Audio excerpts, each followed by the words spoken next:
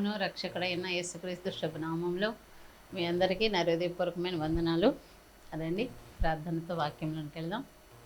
స్తోత్రములు స్తోత్రములు స్తోత్రములు, మహాగణుడా, మహోన్నతుడా, అద్వితీయ దేవ, ఆశ్చర్యకరుడా, మీకు వందనాలు నాయనా. మీకు స్తోత్రాలు ప్రభువా. సర్వశక్తిమంతుడా, దయగలిగిన దేవా, నీకు వందనాలు. ఆత్మస్వరూపుడా, సర్వోన్నతుడా, నీకే స్తోత్రాలు. ఈ సమయంలో ప్రభువా, నీ యొక్క మాటల ద్వారా మమ్మల్ని అందరినీ కూడా మీరు బలపరచమని సన్నిధిలో ప్రార్థిస్తూ ఉన్నాను.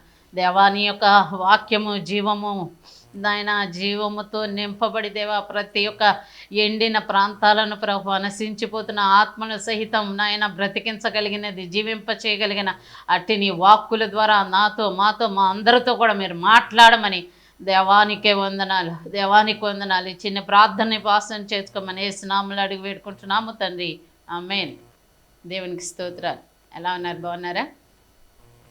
ఈ సమయంలో మన యొక్క ధ్యాన అంశము పరమగీతాలు 6వ అధ్యాయము 13వ వచనం చదువుకుందాం.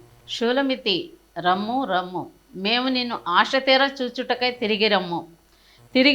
షూలమితి యందు మీకు ముచ్చట పుట్టించినదేది? ఆమె మహానయ్యూము నాటకమంతా వింతైనదా? పరమగీతాలు 6వ అధ్యాయం 13వ వచనాన్ని మనం ధ్యానం చేసాం. అయితే ఇక్కడ దేవుని యొక్క వాక్యం అంతా ఏం మాట్లాడుతుంది అంటే, షూలమితి రమ్ము రమ్ము, ఈ మాటలు మనం చూస్తే, రమ్ము రమ్ము అనే మాటలు మనం చూస్తే, యోహాను విషయంలో కూడా 20వ అధ్యాయంలో దేవుని యొక్క దూత యోహానికి అనేకమైన విషయాలను బయలుపరిచింది. జరగబోయే అనేక విషయాలను ఈ యొక్క యోహానికి బయలుపరచబడింది. తరువాత అక్కడ దేవుడు అంటాడు యోహాన్ని, నువ్వు ఇక్కడికి ఎక్కి రమ్ము, నేను నీకు అనేక విషయాలు బయలుపరుస్తానని చెప్పడం జరిగింది. అంటే పరలోకానికి ఎక్కి రమ్ము అన్నప్పుడు యోహానట తన శరీరంతోనే వెళ్ళిపోయాడో ఆత్మతో వెళ్ళాడో తనకైతే తెలియలేదంట. కానీ ప్రభు రమ్మని పిలంగానే ఆ స్థలానికి వెళ్ళటం జరిగింది. దేవునికి స్తోత్రం. ఇక్కడ దేవుని యొక్క వాక్యం ఏమంటుందంటే, షూలమితి రమ్ము రమ్ము, మేము నేను ఆశ తీర చూచుటకై తిరిగి రమ్ము అని ఈ యొక్క వాక్యం సెలవిస్తుంది. అంటే ఇక్కడ పరమ సులోమునైన ప్రభు అయిన యేసు వరుడయ్యున్న, పెండ్లి కుమార్తె కలిగిన వాడయ్యున్న, ఈ యొక్క పెండ్లి కుమారుడుగా పిలువబడుతున్న మన రక్షకుడు షూలమితి రమ్ము రమ్ము అని పిలుస్తున్నాడు. ఇంతకీ ఈ షూలమితి ఎవరు అనేది మనం చూస్తే, ఈ యొక్క షూలమితి అంటే ఎవరు అంటే, క్రీస్తు యేసు కూర్చున్న అనుభవం కలిగిన ప్రతి ఒక్కరూ చెప్తారు షూలమితి అంటే సంఘం అంటారు. అయితే ఈ షూలమితికి ఉన్న ప్రత్యేకత ఏంటంటే, ఈ యొక్క లోకంలో ఉన్న ప్రతి ఒక్క దేవుని ప్రతి చర్చిలో, సంఘములో ఉన్న సభ్యులందరూ కూడా షూలమితేనా అంటే అక్కడ కూడా కొన్ని వేరియేషన్లు ఉన్నాయి. అయితే ప్రతి ఒక్కరు కూడా షూలమితిలో భాగం కాదు. కానీ షూలమితి అని పిలువబడే వారికి కొన్ని క్వాలిటీస్ ఉంటాయి. అయితే ఇప్పుడు ఈ యొక్క షూలమితి అని పిలుస్తూ ఉన్న ప్రభు అయిన దేవుడు, ఈ షూలమితి ఎవరు అంటే, ఈ షూలమితికి లింగ భేదం లేదు. ఈ షూలమితికి ఏజ్ భేదం కూడా లేదు. మనం చదువుకోవాలంటే పిల్లలు స్కూల్లో వేస్తారు, అది బాల్యం నుండి. తర్వాత 10th వరకే వాళ్ళ ఏజ్, అక్కడి నుంచి ఇంటర్మీడియట్కి ఇంత ఏజ్ ఉండాలి, ఇంజనీరింగ్ చదవటానికి ఇంత ఏజ్ అని కొన్ని ఆ ఏజ్ విషయంలో కూడా పర్టికులర్గా చూస్తూ ఉంటారు. ఏ ఏజ్లో వీళ్ళు డిగ్రీ కంప్లీట్ చేశారు, ఇలా ఈ లోకంలో యొక్క విధానం. అయితే ఇక్కడ ఈ యొక్క షూలమితికి ఏజ్ భేదం లేదు. వాళ్ళు ఊహ తెలిసి మంచి చెడు ఏది అని గ్రహించిన ప్రతి ఒక్కరు కూడా వారు యొక్క బాల్యంలో ఉన్నవారు, అంటే 13 years దగ్గర నుంచి అట్టి ఏజ్ వాళ్ళందరూ కూడా ఈ షూలమితిలో కూడా ఉంటారు. అంతేకాకుండా యవనస్తులు ఉంటారు, పెద్దవారు ఉంటారు, వృద్ధులు ఉంటారు, ఇంకా స్త్రీలు ఉంటారు, పురుషులు ఉంటారు. అన్ని ఏజ్లకు సంబంధించిన వ్యక్తులు కలయికే ఈ షూలమితి. ఈ షూలమితి చాలా వింతగా కనబడుతుంది కదా, కనబడుతుందా? ఇక్కడ స్త్రీ అని లేదు, పురుషుడని లేరు, ఇది చిన్నవాళ్ళు, వీళ్ళు కేవలం ఈ 8th 9th చదివే పిల్లలే అన్న, ఇంకా 10th క్లాసు ఏజ్ కూడా లేదు, వీళ్ళు సంఘంలో సభ్యులు కాదు అనటానికి అవకాశం లేదు. అట్టివారు సహితము కూడా ఈ యొక్క షూలమితిలోనే భాగం. కాబట్టి ఈ యొక్క షూలమితి అని పిలువబడుతున్న, ఈ యొక్క స్త్రీగా పిలువబడుతున్న ఈ షూలమితిని ప్రభు అంటున్నాడు, పరమసొలొమోను అంటున్నాడు, షూలమితి రమ్ము రమ్ము, మేము నిన్ను ఆశ తీరచుచుటక తిరిగి రమ్ము అంటున్నాడు. ఇంతకీ ఈ షూలమితి ఎవరు అనేది మనం చూసాం. ఎవరు?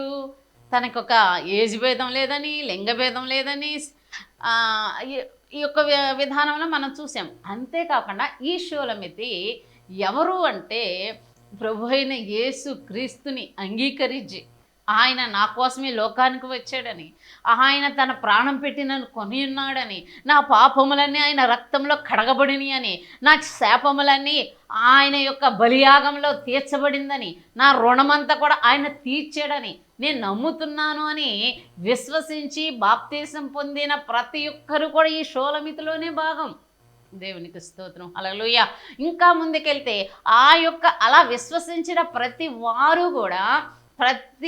కూడా ఆయనను ఎరిగి, ఆయనను కలిగి, ఆయన వాక్యాన్ని అనుసరించి జీవించే ప్రతి వాళ్ళు కూడా ఈ షూలమితిలో భాగమే. అయితే ఈ ప్రభు అయిన దేవుడు అంటున్నాడు, ఈ యొక్క షూలమితిని రమ్మని పిలుస్తూ ఉన్నాడు కదా. ఇంతకీ ఆ షూలమితికి ఉన్న ప్రత్యేకత ఏంటి అనేది కనుక మనం చూస్తే, ఈ యొక్క పరమగీతాలు 6వ అధ్యాయంలోనే ఆ యొక్క షూలమితిని అందరూ కూడా స్త్రీలలో అధిక సుందరబగుదానా అని పిలుస్తున్నారు. అందరూ కూడా అలా పిలుస్తూ ఉన్నారు. కానీ షూలమితి ఏమంటది?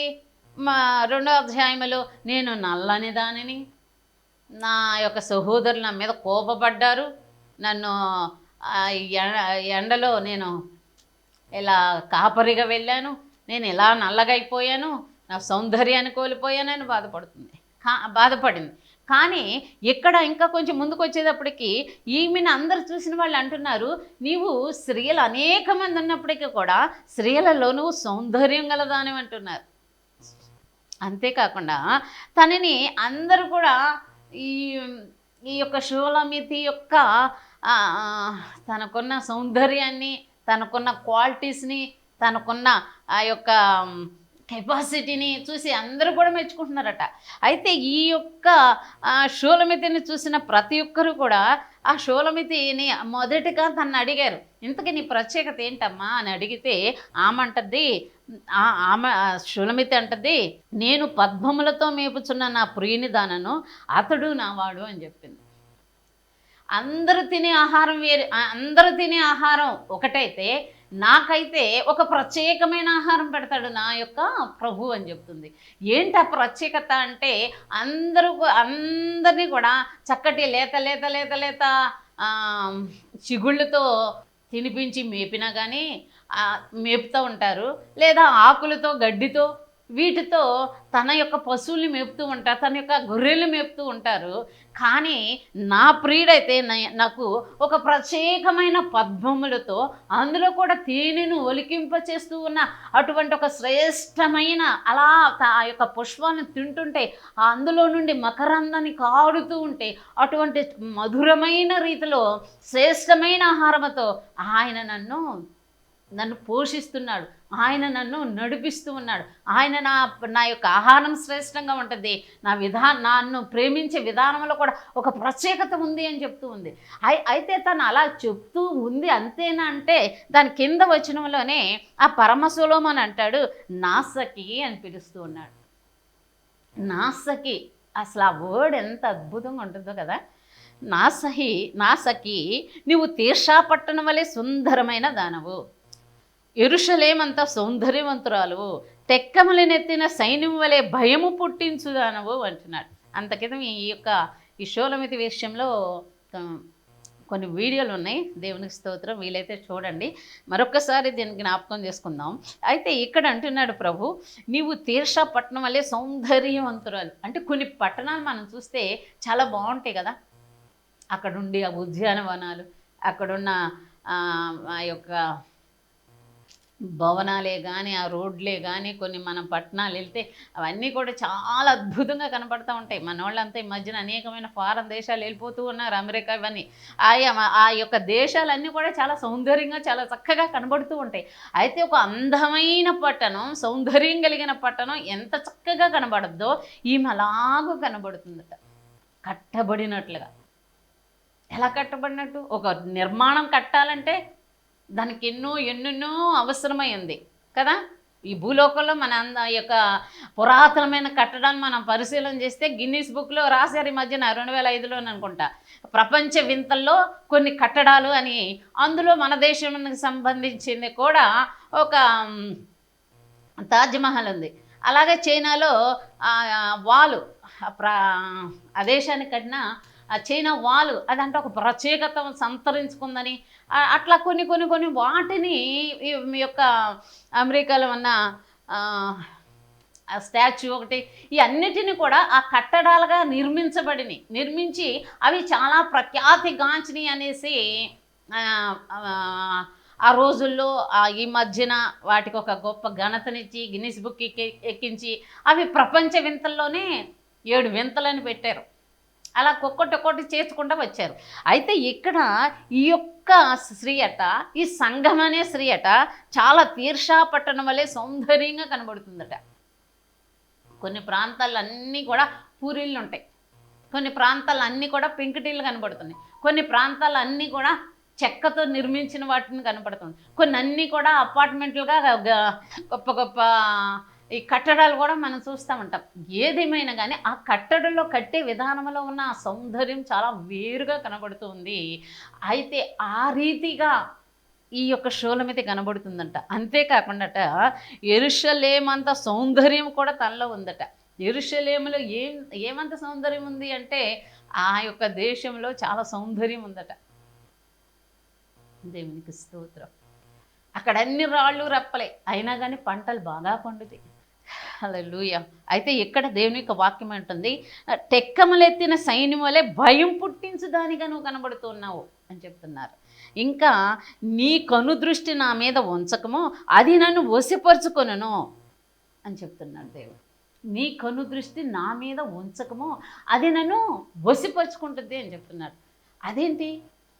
మనం తెల్లారులేస్తే కనులెత్తి దేవుని తట్టు మన చేతులెత్తి ప్రార్థన చేస్తున్నాం. ఏం చేస్తున్నాం? ప్రభువా నన్ను కరుణించు, మమ్మల్ని కాపాడు, మాకు సహాయం చేయి అని భక్తులు అనేకులు కన్నులెత్తి ప్రార్థించినప్పుడు వారికి కావాల్సిన ప్రతి ఈవుల్ని పొందుకున్నాడు, వారి యొక్క ప్రతి అవసరత కూడా తీర్చబడింది.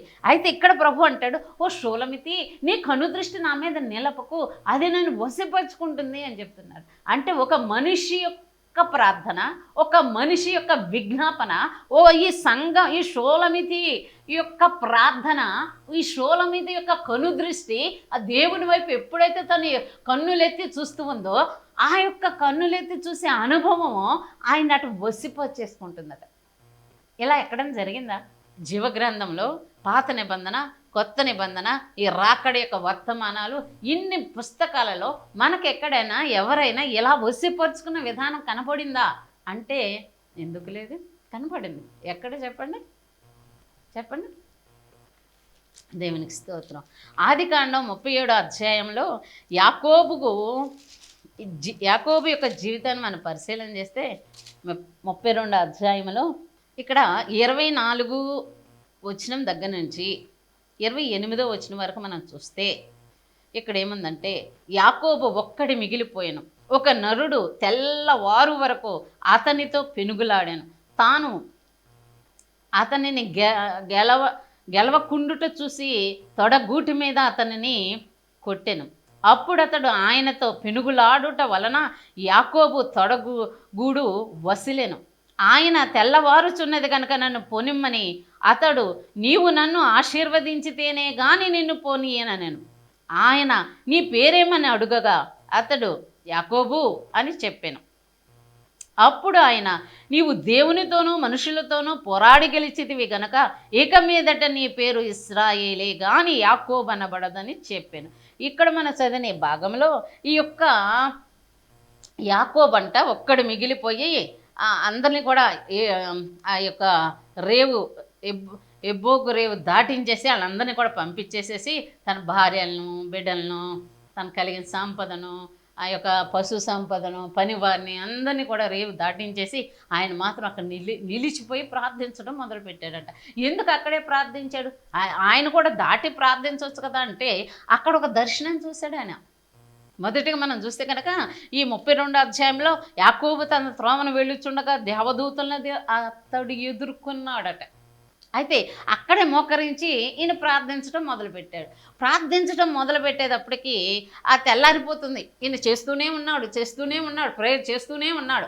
అలా చేస్తూ ఉంటే దేవుని యొక్క దూత, మనకు తెలుసు కదా మనం చేసే ప్రతి ప్రార్థనను ఆయన దూతలు మన ప్రార్థన ఆయన సముఖానికి తీసుకెళ్తాయని. అయితే ఇక్కడ కూడా ఒక దూత దిగొచ్చింది ఆయన ప్రార్థనగా తీసుకుని వెళ్ళటానికి. అయితే ఇక్కడ ఈ యొక్క యాకోబు అట దాన్ని గట్టిగా పట్టేసుకున్నాడట. దేన్ని?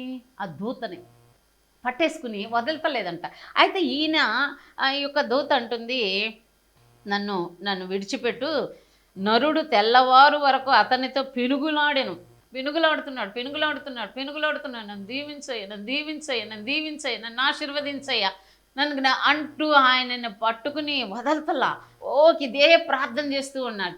ఇక్కడ ఈ యొక్క దూతేమో నాకు తెల్లారిపోతుంది, మనిషి సంచారం నరసంచారం రాబోతుంది, నన్ను విడిచిపెట్టి నేను వెళ్తాను అని చెప్తుంది.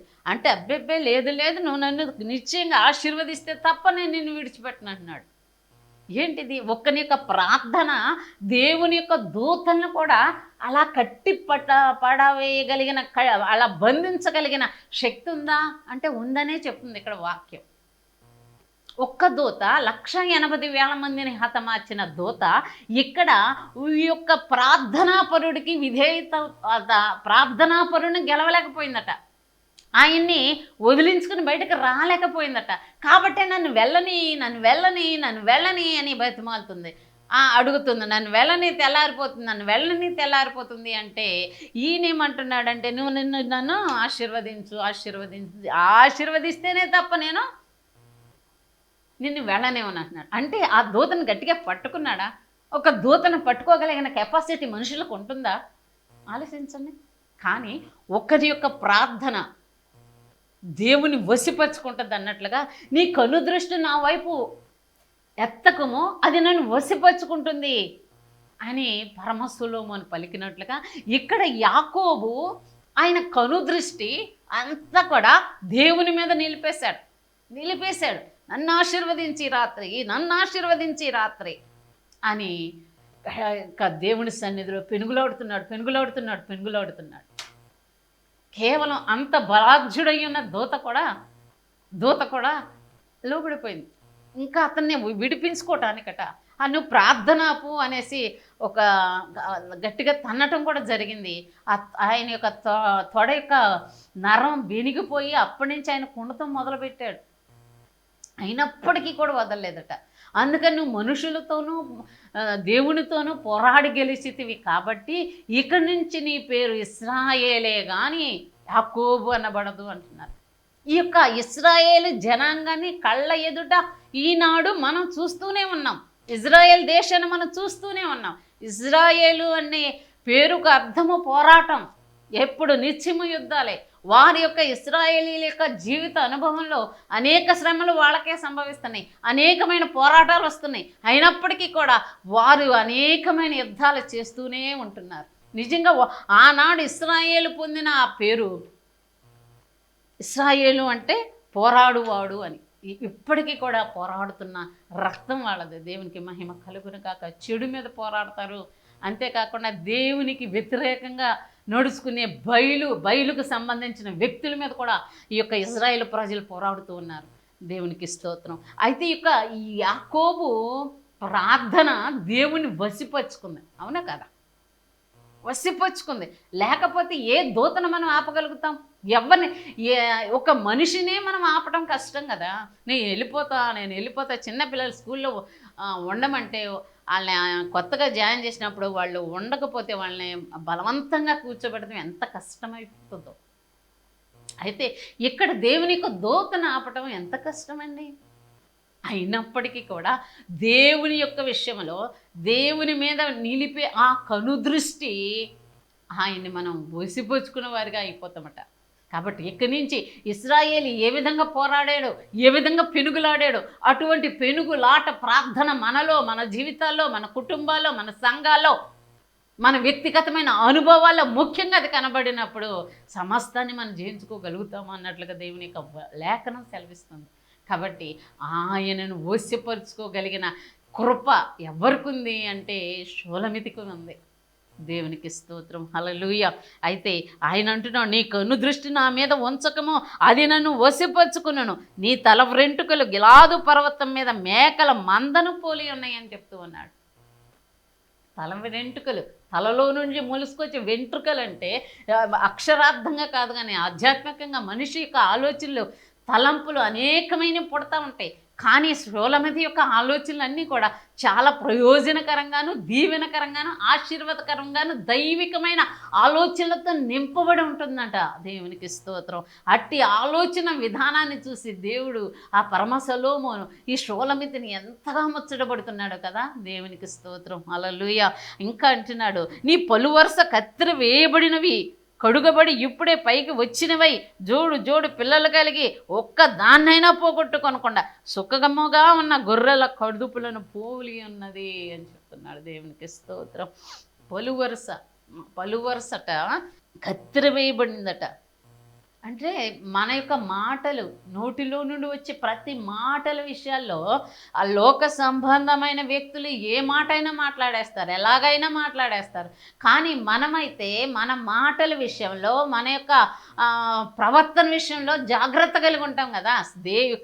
ఇక్కడ షూలమితి కూడా తన యొక్క మాటలట దేవుని నమ్మిన బిడ్డలో, దేవుని యందు భయభక్తులు కలిగిన బిడ్డలో, ఆయన యొక్క రక్షణలో, ఆయన ప్రతిష్ఠించిన మార్గంలో ఎవరైతే నడుస్తూ ఉన్నారో అట్టి వారి యొక్క ప్రవర్తన, మాట తీరు ఎలా ఉంటుందండి?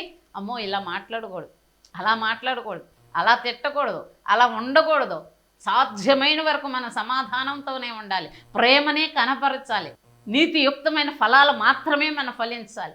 అలాగూ ఏ మాట పడితే అలా మాట్లాడకూడదు, అన్యజనులు మాట్లాడినట్టు మాట్లాడకూడదు, లోకస్తులు మాట్లాడినట్టు మనం మాట్లాడకూడదు అని ప్రతి మాటలు కూడా వ్యర్థమైన మాటలు కత్తిరివేయబడి శ్రేష్టమైన మాటలు, ప్రయోజనకరమైన మాటలు, దేవుని చిత్తానుసారమైన మాటలు, అనేకుల యొక్క జీవితాలను కట్టగలిగిన మాటలు మాట్లాడతారు కదా. దేవునికి స్తోత్రం. కాబట్టి ఈ షూలమితి మాట్లాడుతూ ఉంటేనట అనేకుల యొక్క జీవితాలు క్రీస్తు యేసు వైపు తిరుగుతూ ఉన్నప్పుడు, క్రీస్తు యేసుని వారి యొక్క సొంత రక్షకుడిగా అంగీకరిస్తూ ఉన్నప్పుడు దుష్టుని యొక్క రాజ్యం కోల్చబడి దేవుని యొక్క రాజ్యము కట్టబడుతూ ఉంటే ఆ నోటిలో నుంచి వచ్చే ప్రతి ఒక్క మాటను బట్టి ఇక్కడ పరమ సొలొమోను ప్రభు అయిన యేసుక్రీస్తు ఎంతగానో ఆనందిస్తున్నాడంట, ఎంతో సంతోషిస్తున్నాడంట. దేవునికి స్తోత్రం, హల్లెలూయా. కాబట్టి ఈ షూలమితిని ఒక ప్రత్యేకంగా ఎంతో చక్కగా తనని పిలుస్తూ ఉన్నాడు. దేవునికి స్తోత్రం, హల్లెలూయా. ఇంకా అంటున్నాడు, ఆమె యొక్క ముసుగుకుండా అని కణతలు ఇలా కనబడుతున్నాయి అంటూ దాన్ని ఎంతగానో మెచ్చుకుంటూ ముందుకెళ్తుంటే 8వ వచనం దగ్గరకు వచ్చేటప్పటికి 60 మంది రాణులు, 80 మంది ఉపపత్నులు, లెక్కకు మించిన కన్యకులు కలరట. 60 మంది రాణులు, 80 మంది ఉపపత్నులు, అసలు లెక్క పెట్టలేనంత కన్యకులు ఉన్నారట. ఇవన్నీ కూడా రాణులు, ఉపపత్నులు, ఈ కన్యకులు కూడా సంఘాలకు సాదృశ్యంగా కనబడుతున్నాయి. అది ఇండివిజువల్ సంఘాలమే కానీ వ్యక్తిగతంగా లోకంలో ఉన్న మాలిన్యం అంటకుండా, వివాహం అనే బంధాల్లోకి వెళ్లకుండా దేవుని కోసమే వారి శరీరాన్ని సమర్పించుకున్న కన్యకలు, దేవుని కోసమే కట్టబడిన అనేకమైన ప్రపంచవ్యాప్తముగా పేరుగాంచిన కొన్ని సంస్థలు, ఇంకా దేశములు అనేకమైన సంఘాలు, అనేక రాష్ట్రాల్లో కలిగిన అనేక సంఘాలు ఉన్నాయట. అయినప్పటికీ కూడా ఇవన్నీ కూడా ఈ షూలమితిని మాత్రం అసలు ఈమెవరు అని వీళ్ళందరూ చూస్తున్నారట. అంటే ఈమె ఒక ప్రాంతానికి సంబంధించిందా షూలమితి? ప్రాంతీయ భేదం కూడా ఏమిటి లేదు, ఏజ్ భేదం లేదు, లింగ భేదం లేదు, పెద్ద చిన్న భేదం లేదు, వృద్ధులనే భేదం లేదు ఇక్కడ. అంతేకాకుండా ప్రాంతీయమైన భేదం కూడా లేదు, దేశాల యొక్క ఈ దేశం ఆ దేశం అన్న భేదం కూడా లేదట. అయితే వాళ్ళందరూ కూడా ఆమెని ఈమెవరు ఎవరు ఎక్కడి నుంచి వచ్చింది ఎవరు అని అందరూ ఆశ్చర్యపోతున్నారని. వీళ్ళందరూ కూడా ఆశ్చర్యపోవడానికి కారణం ఏంటి అంటే ఆమెలో సూర్యుని అంత స్వచ్ఛత దానిలో ఉందట, ఇంకా కళలు ఆమెలో ఉన్నాయంట, చంద్రబింబం అంత అందం ఉందంట, సంధ్యారాగాన్ని చూపెడుతుందంట. ఎర్లీ మార్నింగ్ ఎక్కువ జామునే 4 గంటలకు లేచి ప్రతి ఉదయం ఆయన ముఖదర్శనం చేసుకుంటుంటే ఆ యొక్క నీతి సూర్యుని యొక్క వెలుగు ఆమెలో నుండి, ఆ షూలమితిలో నుండి ప్రకాశించక ఇంకెక్కడి నుండి ప్రకాశిస్తాడు? థ్యాంక్ యూ జీసస్, హల్లెలూయా. కాబట్టి ప్రియ దేవుని బిడ్డ, ఆయన నీలో నుండి ప్రకాశించాలనుకుంటున్నాడు, నీ ద్వారా ప్రకాశించాలనుకుంటున్నాడు. ఆయన వెలుగు, ఆయన మహిమ, ఆయన ప్రభావం తన యొక్క బిడ్డల్లో పెట్టి ఈ లోకాన్ని వెలిగించాలని, అనేకుల యొక్క నశించిపోతున్న ఆత్మలను పట్టుకోవాలని ఆయన నిన్ను కోరుకుంటున్నాడు. ఆయన నిన్ను ప్రేమిస్తూ ఉన్నాడు. ఆయన నీతో మాట్లాడుతున్నాడు. నీలో నుండి ప్రకాశించాలని, ఆయన కళలు, ఆయన అందం నీలో ఇమిడ్చాలని ఆయన ఇష్టపడుతున్నాడు. అలాగే ఇష్టపడటమే కాకుండా అలాగూ నింపుతూ ఉండగా ఆమెకు దేవుని యొక్క శక్తి, దేవుని యొక్క బలము చేత అటు సూర్యుని యొక్క స్వచ్ఛతలు కళలు కలిగి చంద్రుని యొక్క సంధ్యారాగాన్ని చూపెడుతూ ఆ సాయంకాలము, ఉదయము, సాయంకాలము, మధ్యాహ్నము ఆయన స్మరిస్తుంది, ఆయన స్తుతిస్తుంది, ఆయన పని చేస్తుంది, అనేకులకి సాక్ష్యంగా నిలబడుతూ ఉంది. అంతేకాకుండా ఇక్కడ ప్యూహిత సైన్య సమభీకర రూపిణి ఈమె ఎవరు? విచిత్రంగా ఈమె ఉంటే ఇట్టి ఆమెను చూసిన అనేకులు ఈ రాణులే కానీ, ఉపపత్నులే కానీ, కన్యకలే కానీ, ఈ లోకంలో ఉన్న అన్యజనులే కానీ అందరూ చూసి ఈమె ఎవరు అంటున్నారట. ఏంటి అంత ప్రత్యేకత అంటే ఆమెట ప్యూహిత సైన్యాన్ని ఎదిరిస్తుందట. గొప్ప సైన్యాన్ని, అది వ్యూహాత్మకమైన సైన్యం. ఈ యొక్క రాజ్యంలోనికి మనం వెళ్ళాలి అంటే ఆ రాజ్యానికి ఉన్న బలమేంటి? ఆ రాజ్యంలోకి వెళ్ళాలంటే ఏ దిక్కు నుండి వెళ్ళాలి? వాళ్ళకి ఎన్ని బాంబులు ఉన్నాయి, ఎన్ని ఆయుధాలు ఉన్నాయి, ఎన్ని అణుబాంబులు ఉన్నాయి, అన్నీ కూడా లెక్కేసుకుని అవతల దేశం మీదకి యుద్ధానికి వెళ్ళదు కదా.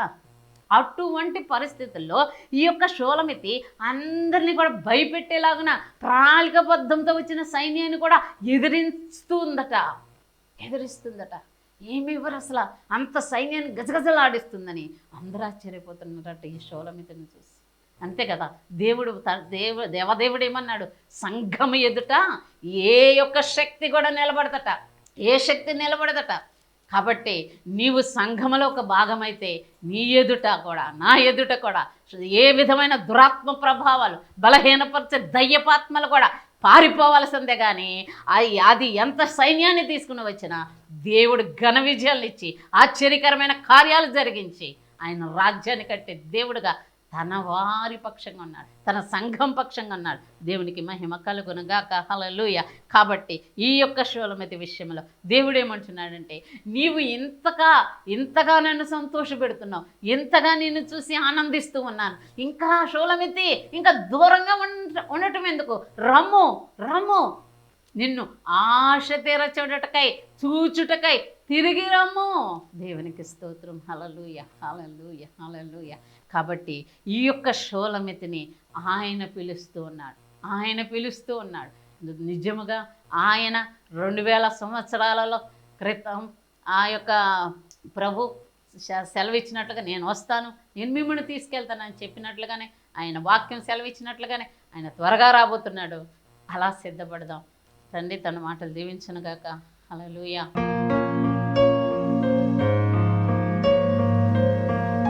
మహాగణుడ, మహోన్నతుడ, పరిశుద్ధుడ, ప్రేంగల తండ్రి నీకు వందనాలు. ఈ యొక్క సమయంలో ప్రభువా నీవు ఇచ్చిన ఈ మాటలను బట్టి నీకు వందనాలు చెల్లిస్తూ ఉన్నాను అయ్యా. నీకే వందనాలు అయ్యా. ఈ షూలమితి ఈ విధంగా నాయన నీకు వందనాలు. నాయన ఆకర్షించుకోగలుగుతుందో ప్రభువా, నీ చిత్తం నెరవేర్చగలుగుతుందో ప్రభువా, నీతో సహవాసం కలిగి ఉందో ప్రభువా, అటువంటి సహవాసము కలిగి, అటువంటి ధైర్యము కలిగి, అటువంటి జ్ఞానము కలిగి దేవా నీకు వందనాలయ్యా. నీ అందు భయభక్తులు కలిగి నా తండ్రి నీకు వందనాలు. నీ కృపలో ముందుకు సాగుతూ ఉండగా అట్టి నాయన అట్టి కృపను నాయనా నీ సంఘంగా ఉన్న మా అందరి పక్షంగా నీ కృప మెండుగా కుమ్మరింపచేయమని మా రక్షకుడయ్యున్న యేసయ్య శక్తి కలిగిన నామములో అడిగి వేడుకొని ప్రార్థిస్తున్నాము తండ్రి, ఆమేన్. మిస్టర్ నిర్మలా ఏ బేల్, డోర్ నెంబర్ 17/304-5-5 చౌదరిపేట, గుడివాడ. మీ ప్రార్థనా అవసరాలకు సంప్రదించవలసిన మా ఫోన్ నెంబర్ 8074167461.